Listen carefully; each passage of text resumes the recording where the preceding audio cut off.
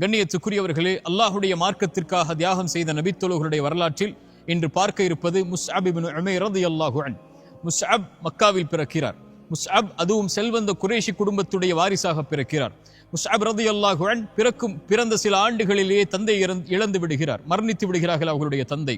மிகப்பெரிய செல்வந்த குடும்பத்தில் வாழக்கூடிய முஸ்அப் காலை ஒரு ஆடை, மாலை ஒரு ஆடை, காலை ஒரு நறுமணம், மாலை ஒரு நறுமணம், 3 வகையும் 3 வேளைகளும் விதவிதமான உணவு வகைகள் என்று மிகப்பெரிய செல்வ வசதியோடு முஸ்அப் ரலியல்லாஹு அன்ஹு அவருடைய வாழ்க்கை சிறு வயதிலேயே கழிகிறது.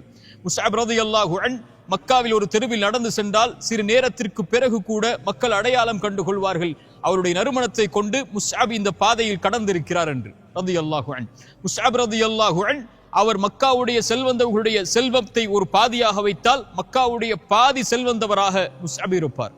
இப்படிப்பட்ட செல்வ வசதியோடு இருக்கக்கூடிய முஸ்அப் ரலியல்லாஹு அன்ஹு அவர்களுடைய உள்ளத்துடைய தேடலில் அல்லாஹுடைய மார்க்கம் இணைகிறது. தாரு அர்கம் ரலியல்லாஹு அன்ஹு அவர்களுடைய வீட்டில் அல்லாஹுடைய தூதர் ஸல்லல்லாஹு அலைஹி வஸல்லம் ரகசியமான முறையில் சஹாபாக்களுக்கு அல்லாஹுடைய மார்க்கத்தை எடுத்து வைத்துக் கொண்டிருக்கக்கூடிய செய்தியை முஸ்அப் செவிமடுக்கிறார். தாருல் அர்கமிற்கு நுழைகிறார், அல்லாஹுடைய தூதரை சந்திக்கிறார், அல்லாஹுடைய தீனை மனதோடு ஏற்றுக்கொள்கிறார். முஸ்அப் ரலியல்லாஹு அன்ஹு ஆரம்பத்தில் அல்லாஹுடைய தீனை மறைத்தவர்கள், அவர்களுடைய தாய்க்கு அந்த செய்தி கொண்டு போய் சேர்க்கப்படுகிறது. முஸ்அப் இஸ்லாமிய மார்க்கத்தை ஏற்றுக்கொண்டார் என்று. ஏழைகளோடு அடிமைகளோடு முஸ்அப் அர்கமுடைய வீட்டில் இஸ்லாமிய மார்க்கத்தை படிக்கிறார் என்று. மிகச்சிறந்த பாசமுடைய அவர்களுடைய தாய், அவர்கள் மீது அன்பும் கருணையும் கொண்ட அவர்களுடைய தாய் முஸ்அப் ரலியல்லாஹு அன்ஹு இஸ்லாமை ஏற்றுக்கொண்டார்கள் என்ற செய்தியை கேட்டதற்கு பிறகு ஆத்திரமடைகிறார்கள். முஸ்அபை ஒரு அறைக்குள் அடைத்து வைக்கிறார்கள். முஸ்அப் இஸ்லாமிய மார்க்கத்தை விட்டு வெளியேறு, இல்லை என்றால் இந்த வீட்டை விட்டு வெளியேறிவிடு, எல்லா செல்வத்தையும் துறந்து விடு, உன்னுடைய ஆடையை துறந்து விடு, உணவை துறந்து விடு, எப்படி வெளியேறுகிறாயோ அப்படி வெளியேறிக்கொள் என்று அவருடைய தாய் எச்சரிக்கை செய்கிறார்கள். தாயின் மீது கொண்ட கருணையின் அன்பின் காரணமாக முஸ்அப் காத்திருக்கிறார். அவருடைய தாய் மனது மாறியதாக தெரியவில்லை. அல்லாஹுடைய தூதர் ஸல்லல்லாஹு அலைஹி வஸல்லம் அபிசீனிய நாட்டை நோக்கி சஹாபாக்களுக்கு ஹிஜ்ரத் செய்ய அனுமதி கொடுக்கும் போது அந்த குழுவில் முஸ்அப் அவர்களும் இணைந்து கொள்கிறார்கள். அபிசீனியாவுக்கு ஹிஜ்ரத் செய்கிறார்கள். ஒரு வதந்தி கிளம்புகிறது, மக்காவில் உள்ள எல்லோரும் இஸ்லாமிய மார்க்கத்தை ஏற்றுக்கொண்டார்கள் என்று. அபிசீனிய நாட்டிலிருந்து மறுபடியும் அந்த சஹாபாக்கள் திரும்பி வரும்போது முஸ்அப் வருகிறார். நேராக முதலாக அல்லாஹுடைய தூதரை சந்திக்க செல்கிறார். பிறகு தன்னுடைய தாயை சந்திக்க செல்கிறார். தாய் கேட்டார்கள், உன்னை பெற்று வளர்த்தெடுத்த நான் இங்கே இருக்கும் போது நீ முஹம்மதை முதலாவதாக சந்திக்க செல்கிறாயே, இது நியாயமா என்று, இதுதான் என் மீது வைத்திருக்கக்கூடிய அன்பா என்று. முஸ்அப் சொன்னார்கள், என் தாயே, கருவறையுடைய இருளிலிருந்து நீங்கள் என்னை வெளியே கொண்டு வந்தீர்கள், ஆனால் முஹம்மது ரசூலோ என்னை இருளடைந்த என்னுடைய வாழ்விலிருந்து வெளிச்சத்தை கொண்டு வந்தவர். அவர் மீது வைத்திருக்கக்கூடிய அன்பை, பாசத்தை உம்மீது நான் வைப்பதை விட அதிகமாகத்தான் அவர்கள் மீது வைத்திருக்கிறேன் என்று ஒரு பதிலை வெளிப்படுத்தினார்கள். தாய் ஆத்திரம் கொண்டார்கள். முஸ்அப் சொன்னார்கள், தாயே, இதற்கு மேல் உமக்கும் எனக்கும் இந்த அல்லாஹுடைய தீன் சம்பந்தமாக எந்த பேச்சுவார்த்தையும் வேண்டாம். இதை ஏற்றுக்கொள்வதால் செல்வத்தை எடுத்துக் கொள்வீர்களா? எடுத்துக்கொள்ளுங்கள். என்னுடைய வசதியான வாழ்வை பறித்துக் கொள்வீர்களா? பறித்துக் கொள்ளுங்கள். எனக்கு தேவை அல்லாஹுடைய மார்க்கம் என்று தன்னுடைய வீட்டை புறக்கணித்து முஸ்அப் செல்கிறார்கள். அல்லாஹுடைய தூதர் ஸல்லல்லாஹு அலைஹி வஸல்லம் அவர்களோடு ஏழ்மையுடைய தோற்றத்தில் வாழ்கிறார்கள். மதீனாவுடைய காலத்தில் கூட முஸ்அப் அவர்களுடைய ஆடையில் எந்தவித மாற்றமும் இல்லாமல் ஏழ்மையுடைய தோற்றத்தில் முஸ்அப் ரலியல்லாஹு அன்ஹு தைக்கப்பட்ட ஆடைகளை அணிந்து வரக்கூடிய காட்சி அல்லாஹுடைய தூதர் பார்த்து கண்ணீர் வடித்து அழுகிறார்கள். முஸ்அபுடைய அந்த நிலைமையை பார்த்து முஸ்அப் ரலியல்லாஹு அன்ஹு மக்காவில் அல்லாஹுடைய தூதரோடு கல்வியை படிக்கிறார், குர்ஆனை படிக்கிறார், அல்லாஹுடைய மார்க்கத்தை படிக்கிறார். குர்ஆனை ஓதுவதில் சிறந்த வீரராக முஸ்அப் ரலியல்லாஹு அன்ஹு அவர்கள் மாறுகிறார்கள். அல்லாஹுடைய தூதர் ஸல்லல்லாஹு அலைஹி வஸல்லம் அவர்களை மதீனாவில் இருந்து அன்சாரி தோழர்களில் சிலர் சந்திக்க வருகிறார்கள். அக்கபாவுடைய முதல் உடன்படிக்கை நடக்கிறது 10 பேரோடு. அல்லாஹுடைய தூதர் ஸல்லல்லாஹு அலைஹி வஸல்லம் இடத்திலே சஹாபாக்கள் அங்கு வந்த தோழர்கள் அனுமதி கேட்டார்கள்.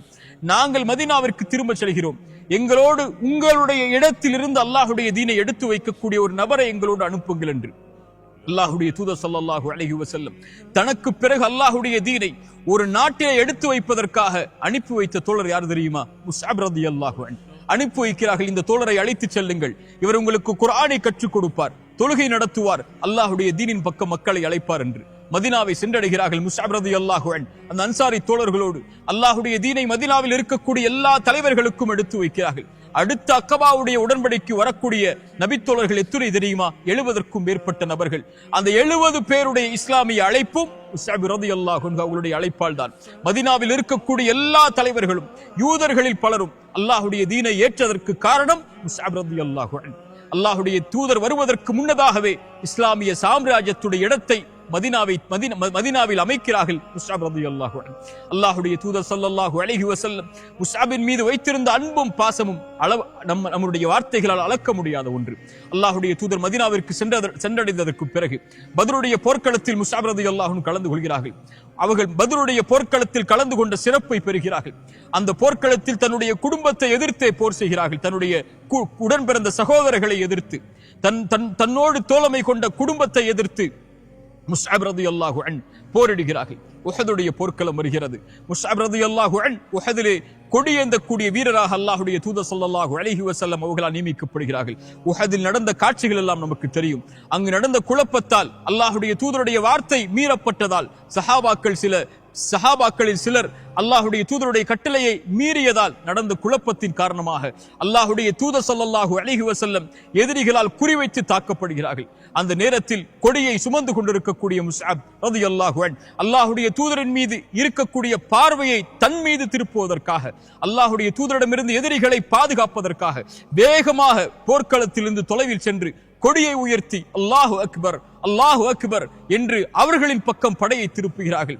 அல்லாஹ்வுடைய தூதரை பாதுகாத்து தன்னுயிர் சென்றாலும் முஸ்அப் ரலியல்லாஹு அன்ஹு அந்த நிலைமையை அங்கு ஏற்படுத்துகிறார்கள். முஸ்அப் ரலியல்லாஹு அன்ஹு அவர்களுடைய அந்த அழைப்பை கேட்ட எதிரிகள் அவர்களை அழிப்பதற்காக, தாக்குவதற்காக செல்கிறார்கள். அவர்கள் கொடியை ஏந்தி நிற்கிறார்கள். வலதுகை வெட்டப்படுகிறது, இடது கடத்தில் மாற்றுகிறார்கள் என்று இடதுகையும் வெட்டப்படுகிறது. முஸ்அப் ரலியல்லாஹு அன்ஹு அந்த உஹதுடைய போர்க்களத்தில் ஷஹீதாகிறார்கள். முஸ்அப் அவர்களுடைய முன்னுடம்பில் 70க்கும் மேற்பட்ட காயங்களை சஹாபாக்கள் எண்ணுகிறார்கள். அல்லாஹ்வுடைய தீனை ஏற்றுக்கொண்டு, அல்லாஹ்வுடைய தூதரோடு இஸ்லாமை ஏற்றுக்கொண்டு, அல்லாஹ்வுடைய தூதரோடு மார்க்கத்தை ஏற்றுக்கொண்ட காரணத்தால் செல்வத்தை இழந்து, தன்னுடைய ஊரை இழந்து, தன்னுடைய குடும்பத்தை இழந்து, தான் அன்பு வைத்திருக்கக்கூடிய தாயை இழந்து, எந்தவித வசதியும் இல்லாமல் முஸ்அப் ரலியல்லாஹு அன்ஹு தன்னுடைய இறுதி நாள் வரை கழிக்கிறார்கள். அல்லாஹ்விற்காக அவர்கள் செய்த அர்ப்பணிப்புகளை கொஞ்சம் எண்ணி பாருங்கள். உஹதுடைய களத்தில் அல்லாஹ்வுடைய தூதர் மரணித்த நபித்தோழர்களுடைய சஹாபா ஜனாசாக்களை தேடுகிறார்கள். ஹம்சாவை பார்க்கிறார்கள் முதலாவதாக. அடுத்து கேட்டார்கள் எங்கே முஸ்அப் என்று. முஸ்அபை பார்க்கிறார்கள். 70 காயங்களோடு கொல்லப்பட்டிருக்கிறார். முஸ்அப் ஷஹீதாக்கப்பட்டிருக்கிறார். அல்லாஹ்வுடைய தூதர் அவருடைய கஃபனுடைய ஆடையை கொண்டு வர சொல்கிறார்கள். அவர்களுடைய தலையை மூடினார்கள், கால் தெரிந்தது. காலை மூடினார்கள், தலை தெரிந்தது. சஹாபாக்கள் அந்த நிலைமையை நினைத்து அழுதார்கள். அல்லாஹ்வுடைய தூதர் தலையை மறைத்து இழை தலைகளை வைத்து அவர்களுடைய கால்களையும் மறைத்து அடக்கம் செய்தார்கள். கண்ணியத்துக்குரியவர்களை யோசித்து பாருங்கள். செல்வ வசதியோடு வாழ்ந்தவர், விதவிதமான பட்டு ஆடைகளை அணிந்து வாழ்ந்தவர், பல நறுமணங்களை சுமந்து வாழ்ந்தவர், அவர்களுடைய மரணிக்கக்கூடிய தருவாயில் அவர்களுக்கு கஃபனுக்கு கூட வழி இல்லாத நிலையில் மரணிக்கிறார். ஹப்பா பின்னால் காலத்திலே சொன்னார்கள், எங்களோடு முஸ்அப் வாழ்ந்தார், அவருடைய கஃபனுக்கு கூட அவருடைய மரணிக்கக்கூடிய நேரத்தில் இடமில்லை.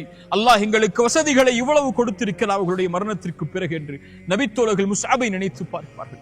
முஸ்அப் ரலியல்லாஹு அன்ஹு அல்லாஹ்வுடைய தீனுக்காக அவர்கள் செய்த ஹிஜ்ரத், அல்லாஹ்வுடைய தீனுக்காக அவர்கள் செய்த அர்ப்பணிப்பு, அல்லாஹ்வுடைய மார்க்கத்திற்காக அவர்கள் செய்த தியாகங்களை நம்முடைய நாவுகளால் சொல்லிவிட முடியாது. கண்ணியத்துக்குரியவர்களே, இந்த நபித்தோழர்களுடைய வரலாற்றுக்கு முன்னால் நம்முடைய வாழ்க்கையை கொஞ்சம் நிறுத்தி பாருங்கள். அல்லாஹ்வுடைய மார்க்கத்திற்காக நாம் எதை தியாகம் செய்கிறோம், எதை முன்னிறுத்துகிறோம்?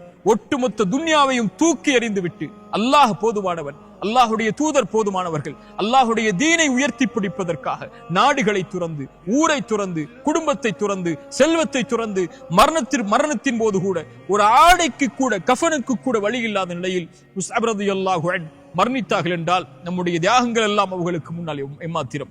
அல்லாஹ்வுடைய தூதர் சொன்னார்கள், மினல் முஃமினீன ரிஜாலுன் ஸதகு மா ஆஹதுல்லாஹ் அலைஹி, அல்லாஹ்விற்கு செய்த வாக்குறுதியை நிறைவேற்றியவர்கள் என்று அல்லாஹ் குர்ஆனிலே சொல்லக்கூடியவர்கள் இந்த உஹதிலே ஷஹீதான இந்த முஸ்அப் என்று அல்லாஹ்வுடைய ரசூல் ஸல்லல்லாஹு அலைஹி வஸல்லம் சொன்னார்கள். அல்லாஹ்வுடைய தூதருடைய நேசத்திற்குரியவர், அல்லாஹ்வுடைய நேசத்திற்குரியவர், அல்லாஹ்வால் பொருந்திக் கொள்ளப்பட்டவர். அல்லாஹ் ரப்புல் ஆலமீன் இந்த வரலாற்றிலிருந்து படிப்பினை பெறக்கூடிய மக்களாக அல்லாஹ் என்னையும் உங்களையும் ஆக்கட்டும். அஸ்ஸலாமு அலைக்கும் வரஹ்மத்துல்லாஹி வபரகாத்துஹு.